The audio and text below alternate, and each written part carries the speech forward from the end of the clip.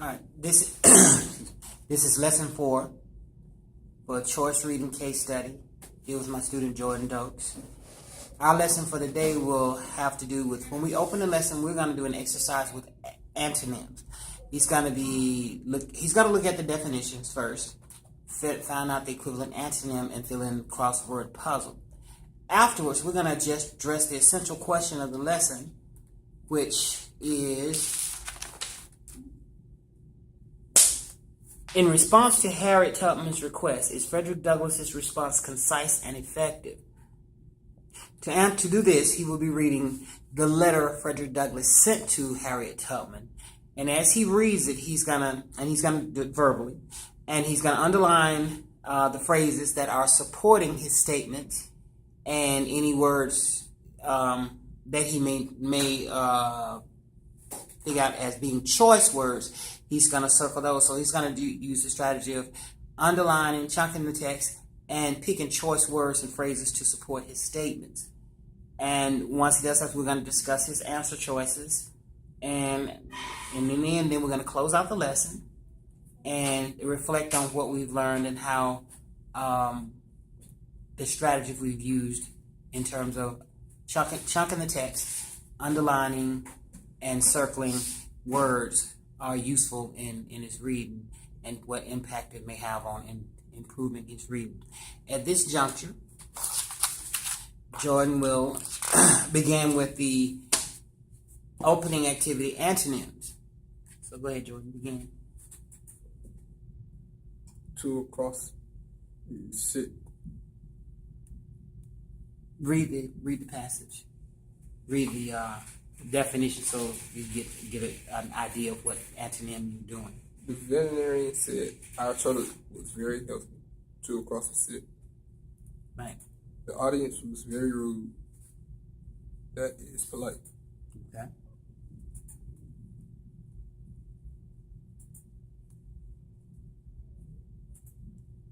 We were happy when our friend moved away. That is sad.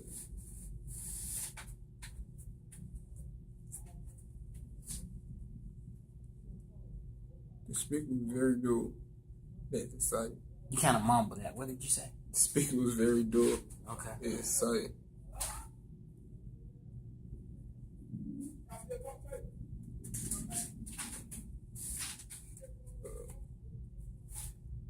For number 1, I prefer the dark colored shirt. That is light.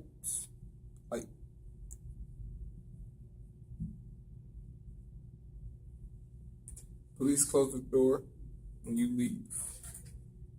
That is open. Okay, that's good for the crossword. Now let's go down to the bonus round.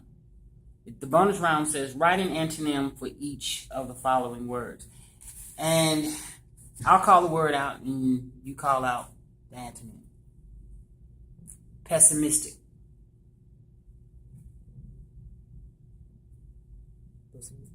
Now what do we do with a word that we don't understand? We underline it for further use, right? Yeah. To look it up. All right. Pessimistic means to be doubtful. So if you're being pessimistic, what's the antonym for that? You're always being a naysayer. Nothing's gonna go right. You expect the worst to happen all the time. So what's the opposite of that? Thinking positive. I would say thinking positive. Yeah, thinking positive. What's the word for thinking positive?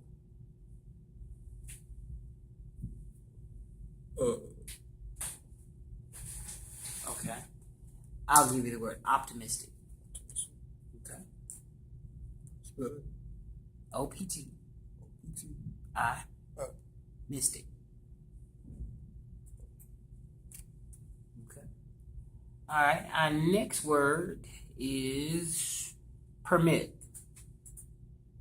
Permit? That's when you let somebody go somewhere. Mm-hmm. So what's the antonym for that? Permit. Not letting somebody go somewhere.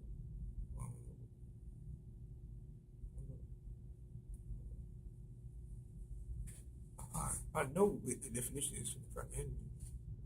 Okay. So, okay, you know what the definition of permit is? Yeah. So what's the antonym of permit? Give me the definition. The definition of permit. No, you gave me the definition of permit. Not. Yes, give me the definition. Not let you do something like. Right, to not what? To not let you. To not What's another word for let? Yeah.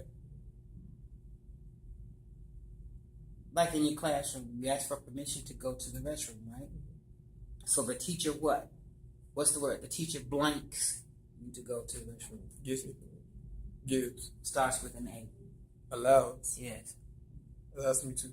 So that's still permission. So if I don't permit you, I deny you, right? Yeah. So what's the antonym of permit is to deny, right? All right. And what I want you to do, I want you to get a thesaurus and look up some other words besides deny. Okay. So we're gonna make use of our thesaurus to help us with our vocabulary, because we've got to build a vocabulary of antonyms and synonyms and stuff to say things more than just one way. Rarely. Unrarely. No such word as unrarely. If it rarely happens, then it often happens. Yes. Rarely and often. Okay. Vast. What do we do when we don't know what it means? Vast is like having a whole lot. So, a minimum? Yeah, you can say minimum. Or a little. Okay. All right, that's pretty good. So we see we need to work on our vocabulary still, right? Mm-hmm.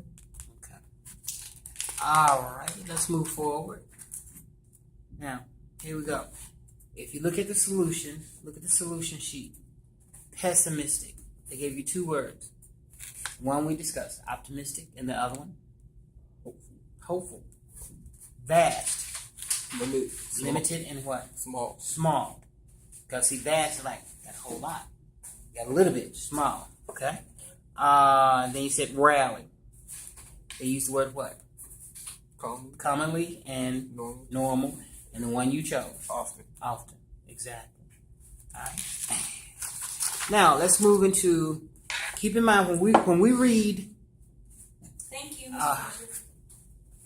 When we read.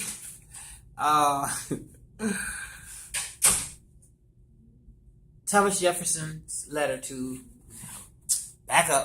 Frederick Douglass's letter to Harriet Tubman. Remember, you're reading for understanding. Okay, read for understanding. That's what you're going to underline in the passage.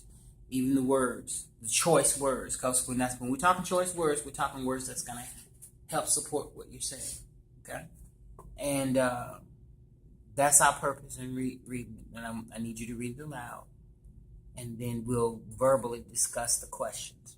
Okay? All right. So, go ahead. I am glad to know that a letter to Harriet Tubman from Fletcher. Rochester. I just want to read that part. Yeah. Rochester, August 29th, 1868. Dear Harriet, I am glad to know that the story of your eventful life has been written by a kind lady, and that the same is soon to be published. You ask for what you need, you ask for what you don't need when you call upon me for a word of commendation. I need such words from you far more than you can need from me, especially when your superior labors and the devotion to the cause of the lately enslaved of our land are known as I know them. The difference between us is very marked. Most that I have done in suffering in the service of our cause has been public, and I received much encouragement at every step of the way. You, on the other hand, have labored in a private way. I have wrote in the Wrought. I have wrought in the day, you in the night. I have the applause of the crowd, the satisfaction that comes of being approved by the multitude. Multitude by the most that you have done has been witnessed by a true trembling, scared, and footsore bondman and woman, whom you have led out of the house of bondage, and whose heartfelt God bless you has been your only reward. The midnight sky and the silent stars have been the witness of your devotion to freedom in the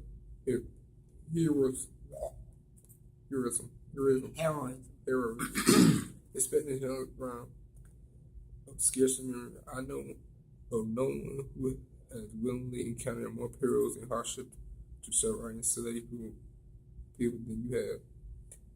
Much that you have done would seem improbable to those who don't know you as I know you. It is to me a great pleasure and a great privilege to bear testimony for your character and your works, and to say to those to who you may come that I regard you in every way truthfully and trustworthy. Your friend, Fletcher Douglas. Okay. Now, when you read this, your tone. If you're gonna read it out, you need to read it as if you're Frederick. Okay. You read it like you were just saying the words. Okay. All right. Next time you read it, you need to read it as such. If he's talking to Harry, even though it's a letter, said, "Dear Harry, I'm glad to know that the story of your eventual life has been written by a kind lady, and that the same is soon to be published. You ask for what you do not need when you call upon me for a word of commendation."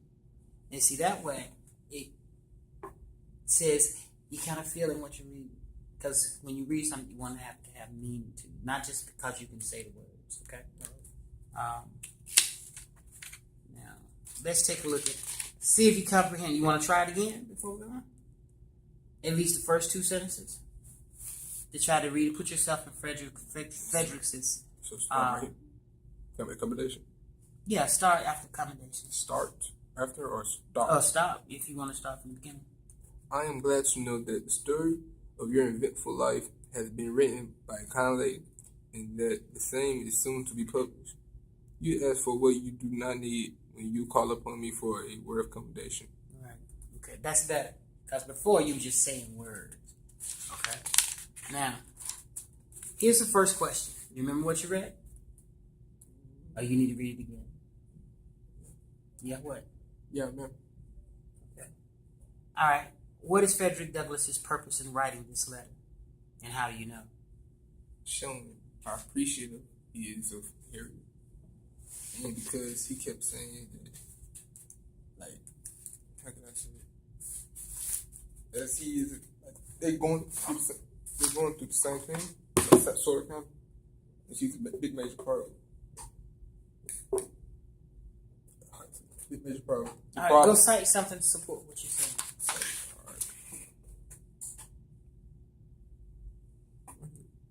Read it.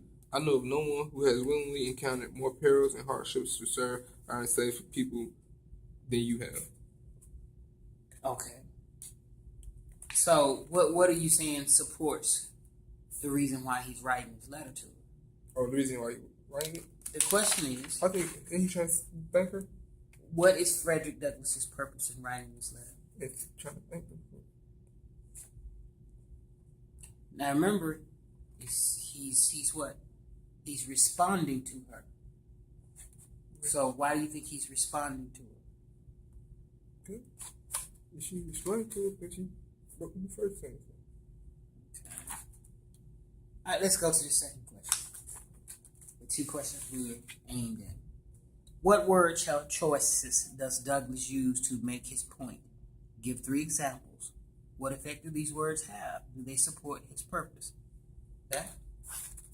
Remember I told you to circle the words that will support what you're saying? Mm-hmm. So what word choices? I see commendation. What is accommodation?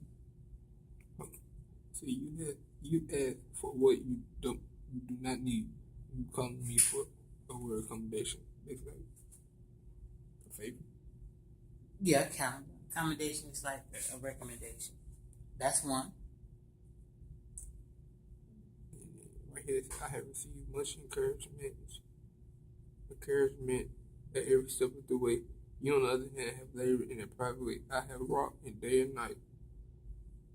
I guess he's saying I have wrought in the day, like always working hard.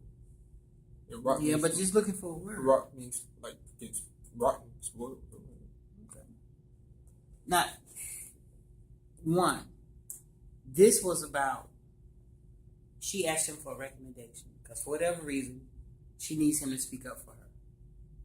Okay, to tell the people who she is, what she is, what kind of character she has. All right. All right. Now, can you find anything to support that in the reading? Can you find anything that says that indicates? She's a good person. Well, that indicates that that's what she asked him for. One word you did already choose was commendation, because he said, "You always ask me for what you do not need." In short, he's telling her, "You don't need a recommendation from me because your reputation precedes you." Okay. But he still tells, "I'm glad to do it." Where else does he tell her that? Sort of like a sentence. I think it's Can you think of a word that also could mean recommendation? But recommendation is usually written. Okay? And it can be verbal too. But there's something else that could be written in verbal that is synonymous to recommendation. That's in this paragraph.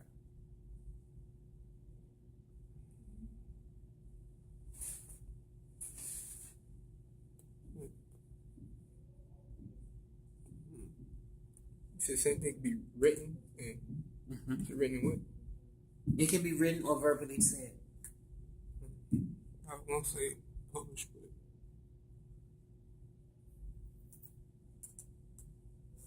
Say that again. You want to say what? published. What are they publishing? Like Well, you picking it out of here, so it has to be something has to do with saying, okay, this is his purpose. Talking about publishing something. What's he just talking about publishing? Like it says a story of her for life, and she by a kind lady. Mm-hmm. And she had for life. And then these two words too. She is truthful and trustworthy. That's giving her. Yeah, but that's talking about a character. But what word is saying? I'm going to give you a character reference.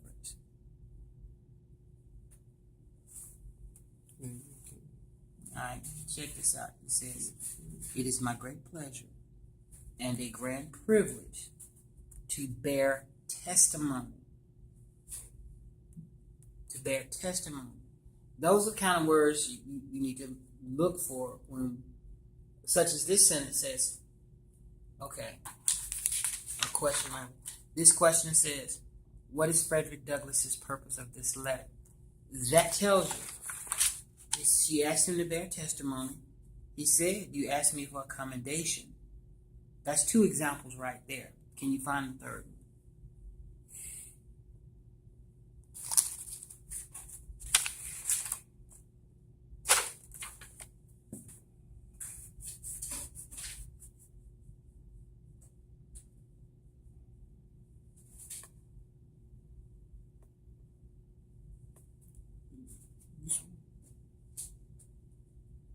What? The midnight sky and the silent stars have been the witnesses of your devotion to freedom and your heroism. Mm-hmm. Okay, maybe. Or he's saying who has been a witness of heroism.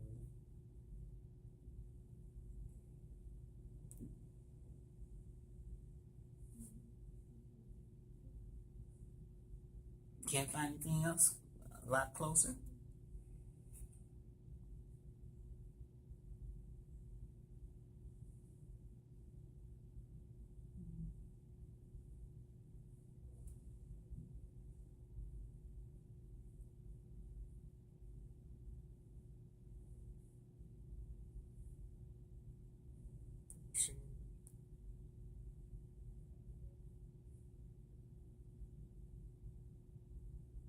Okay.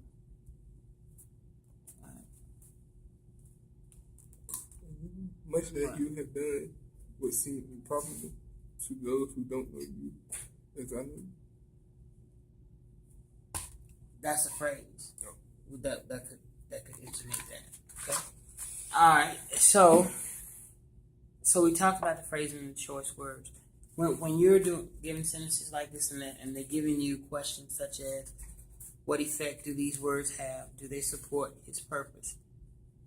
That's how when you go back in and you're picking choice words, you gotta say, I'm picking a heavy word. Not the is and the does and the r's and the ands. I'm picking a particular word that has, when I pick this word, it has a full meaning. Okay? Testimony. It has a full meaning. When you give testimony, what are you doing? Now, testimony's a testimony. Because even though you said church, let's liken it to church. Say if you in church giving testimony about yourself, you will be what? Talking about yourself. So when he says he wants to give testimony for her, exactly, he's going to talk about her. The commendation, that's, what am I going to write about you? What am I going to say about you? Okay, I'm gonna lay out your commendations step by step by step. That's the same thing as Recommendation part of it. Okay, a commendation is a commendation. We usually talk about that as like an award of some kind, to give you a commendation for something that you did. Okay, so some kind of heroism. All right, so let's close up. All right, summarizing what we did, we read the passage, yes, and what else did we do? And as far as the passage, what did we do to try to improve our reading skills? You read the passage with repetition. What did you do to the passage to help you? Underline words, sentences, phrases, and synonyms. Okay, good. Now, for as follow-up activity,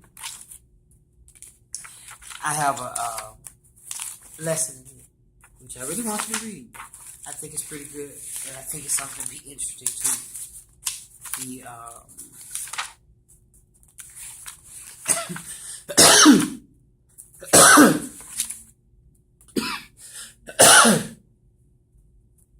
read that. Just read that. Bridging the achievement gap. Right.